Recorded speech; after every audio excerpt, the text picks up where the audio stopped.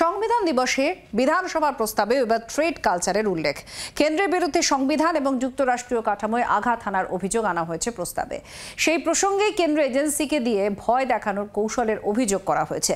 বিধানসভার প্রস্তাবের এই অংশ ঘিরেই তৈরি হয়েছে বিতর্ক।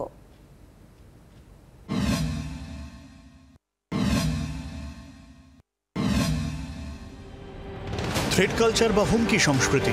আরজিকর মেডিকেলে চিকিৎসককে ধর্ষণ খুনের ঘটনায় তোলপাড়ের পর এই শব্দবন্ধের সঙ্গে পরিচিত হয়েছেন বঙ্গবাসী। আরজিকর কাণ্ডের পর বিভিন্ন মেডিকেল কলেজে থ্রেড কালচারের অভিযোগে সরব হয়েছেন আন্দোলনকারী জুনিয়র ডাক্তাররা। সবাই খুব কি বলবো, এই গভীরভাবেই এই থ্রেড কালচারটা এখানে চালিয়েছে। সাধারণ ছাত্রছাত্রীদের যারা তাদের এগেনস্টে কথা বলতে গেছে তাদের ফেল করিয়ে দেওয়া থেকে শুরু করে বিভিন্ন ফ্যাকাল্টিদের ট্রান্সফার করানোর হুমকি দেওয়া, এবং দেখা যাচ্ছে তারা কয়েকদিনের মধ্যে সেই ট্রান্সফার বাস্তবায়িতও হচ্ছে। আমরা অবাক হয়ে যেতাম কিভাবে হচ্ছে। যেখানে নাম জড়িয়েছে তৃণমূল ছাত্র পরিষদের একাংশে। এই অভিযোগের সূত্রেই সামনে এসেছে উত্তরবঙ্গ লবির প্রসঙ্গ। এবার সেই থ্রেড কালচার শব্দবন্ধের উল্লেখ করা হলো বিধানসভায় আনা প্রস্তাবে। মঙ্গলবার ৭৫তম সংবিধান দিবস। সেই উপলক্ষে দিন বিধানসভায় একটি প্রস্তাব পেশ করা হয়েছে, যেখানে কেন্দ্রের বিজেপি সরকারের বিরুদ্ধে সরাসরি সাংবিধানিক ও যুক্তরাষ্ট্রীয় কাঠামোয় আঘাত হানার অভিযোগ আনা হয়েছে।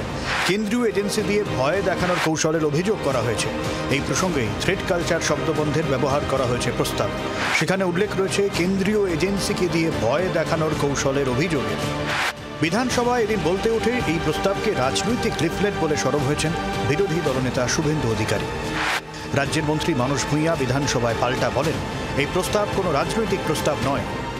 আওয়ার স্পিকার তিনি এই চেয়ারটাকে একটা পলিটিক্যাল, তাতে তিনি ইডি সিবিআইকে অ্যাটাক করেছেন, সেন্ট্রাল গভর্নমেন্টকে অ্যাটাক করেছেন, যেটা স্পিকারের চেয়ারে বসে করা যায় না। It's a non political chair, political person কিন্তু চেয়ার নন পলিটিক্যাল। এটা তিনি আজকে করে সংবিধান দিবসের গরিমাটাকে নষ্ট করেছেন।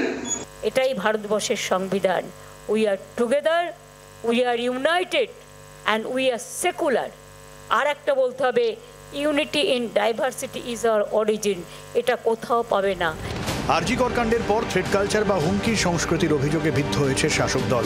এই ঘটনায় ধৃত তৃণমূলের চিকিৎসক নেতা আশিস পাণ্ডে, সাসপেন্ডেড বিরূপাক্ষ বিশ্বাস বা তৃণমূল ঘনিষ্ঠ চিকিৎসক অভিজ্ঞদের বিরুদ্ধে একাধিক অভিযোগ ঘিরে তোলপাড় পড়ে যায়।